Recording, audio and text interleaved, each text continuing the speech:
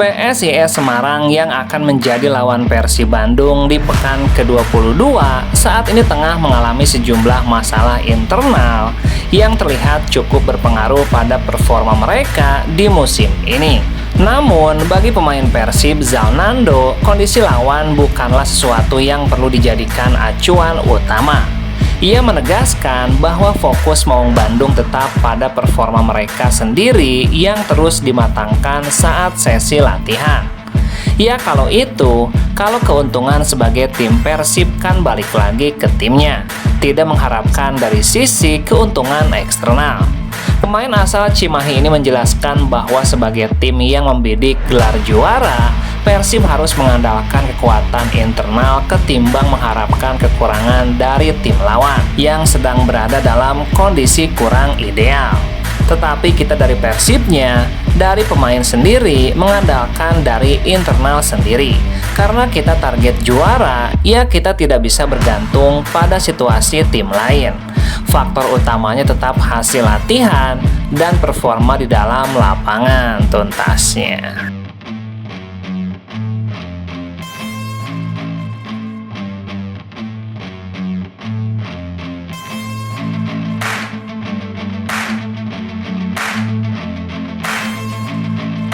Bek kiri Persib Bandung, Zalnando, mengungkapkan timnya tidak boleh menganggap remeh PSIS Semarang. Meski tim yang akan menjadi lawan Persib di pekan ke-22 ini sedang mengalami kendala performa. Menurut Zalnando, PSIS Semarang adalah tim yang sulit ditebak dan memiliki sejumlah pemain berbahaya yang bisa membuat perbedaan di lapangan. PSIS disebutnya seringkali membuat kejutan dalam pertandingan. Ya semuanya rata, terus tim kejutan mereka. Jadi kita tidak bisa memprediksi satu atau dua pemain dari mereka. Meskipun menurutnya secara kualitas tim, PSIS memiliki pemain dengan kemampuan yang rata. Ia secara khusus menyoroti dua mantan rekan timnya di Semarang, yaitu Septian David Maulana dan Galih Freitas. Mereka yang punya kecepatan di lini depan. Septian David dikenal sebagai pemain kreatif yang memiliki kemampuan mengatur serangan serta kerap berkontribusi dalam mencetak gol. Begitupun dengan winger asal Timor Leste, Galih Freitas, yang memiliki kecepatan dan dribble yang bisa merepotkan lini pertahanan Persib tuntasnya.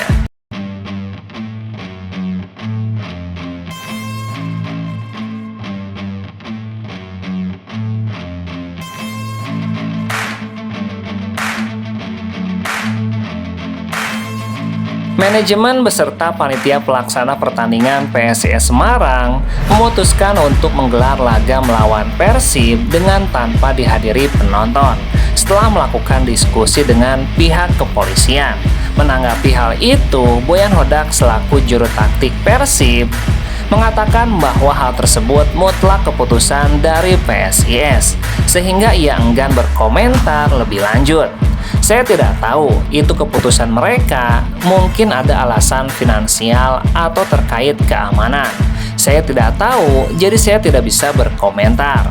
Ia melanjutkan dengan menuturkan bahwa bagi tim asuhannya, ada atau tidaknya kehadiran penonton tim tuan rumah tidak akan terlalu berpengaruh. Namun, ia tidak mengetahui apakah hal tersebut akan mengganggu para pemain PSIS sebagai tuan rumah.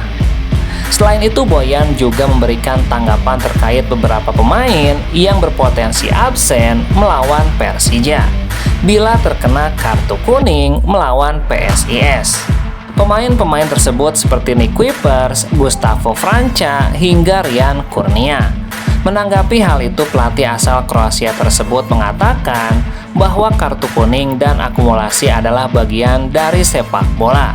Ia hanya mengharapkan pertandingan pekan ke-22 ini dapat dipimpin oleh wasit dengan kualitas yang bagus. Itu bagian dari sepak bola, saya hanya berharap kami mendapatkan wasit yang bagus, yang tidak asal mengeluarkan kartu kuning tuntasnya.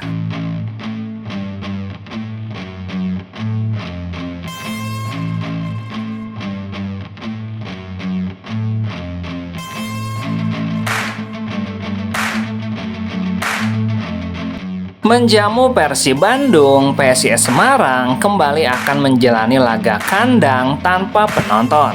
PSIS Semarang akan menjamu Persib Bandung di Stadion Jatidiri Semarang pada Minggu 9 Februari.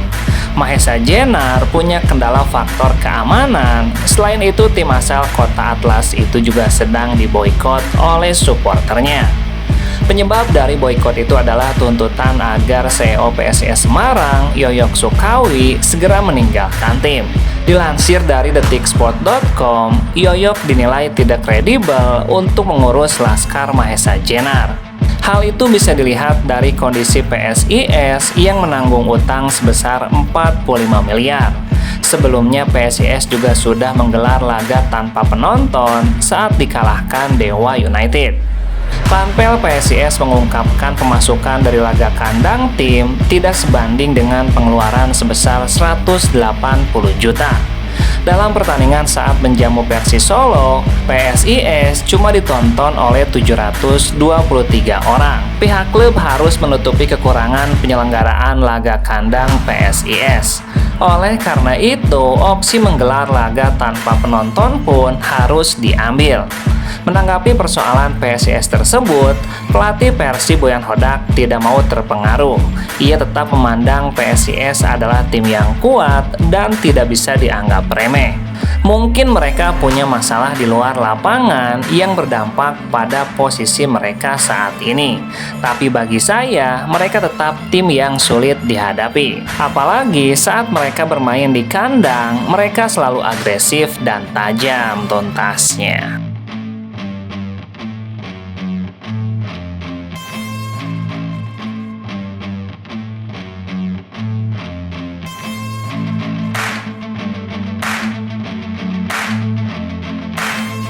Dalam waktu dekat, Persib Bandung akan mendapatkan tambahan pemain di posisi gelandang sayap. Hal itu dipastikan oleh pelatih kepala Boyan Hodak. Tambahan pemain ini bukan sosok pemain baru, melainkan pemain yang lama mengalami cedera, kini sudah mulai membaik, dan dalam waktu dekat sudah bisa diturunkan. Maklum, hingga pekan ke-21 kompetisi Liga 1, banyak pemain Persib yang mengalami cedera, mulai dari Febri, Rezaldi, Dimas Drajat, Deddy Kusnandar, hingga David Da Silva. Salah satu dari mereka masa pemulihannya hampir rampung, yakni Febri Haryadi. Gelandang Persib yang akrab disapa Bau ini diharapkan bisa berlatih bersama tim mulai bulan depan. Bau harus menepi dan menjalani operasi akibat cedera di bagian lutut di Piala Presiden. Setelah menjalani masa pemulihan intensif, kondisi lututnya sudah semakin membaik. Pelatih Persib Boyan Hodak meyakini Febri akan segera berlatih. Saya percaya bulan depan dia akan mulai berlatih. Kendati demikian, pelatih asal Kroasia ini mengatakan Febri masih membutuhkan waktu untuk kembali tampil dalam sebuah pertandingan. Boyan mengatakan situasi itu masih sulit untuk diprediksi. Latihan ke pertandingan kompetitif masih butuh waktu lebih lama. Jadi kita lihat nanti, tapi kemungkinan besar dia akan mulai berlatih di bulan depan tuntasnya.